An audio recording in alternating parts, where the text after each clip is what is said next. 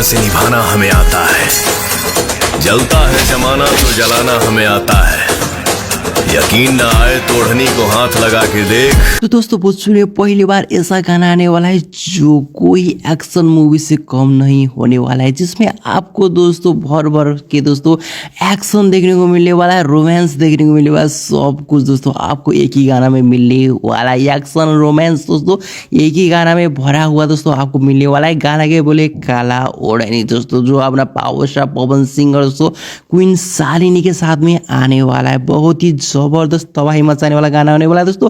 लिख कर रखिए दोस्तों, भोजपुरी इंडस्ट्री में दोस्तों ये गाना तबाही मचाने वाला है दोस्तों। आज तक ऐसा भोजपुरी गाना दोस्तों आपको देखने को नहीं मिला था दोस्तों। बहुत ही अलग लेवल का दोस्तों फ्लेवर दोस्तों आपको ये गाना में सुनने में देखने में दोस्तों मिलने वाला है। तो दोस्तों आप लिख कर रखे गाना दोस्तों तबाही मचाएगा 2025 में, तबाही मचाने वाला दोस्तों पावर स्टार पवन सिंह का ही गाना होने वाला है दोस्तों। टीजर ही ट्रेंड करेगा दोस्तों, गाना तो दोस्तों ट्रेंड करेगा 100%। तो दोस्तों गाना आने वाला है ग्लोबल म्यूजिक जंक्शन से।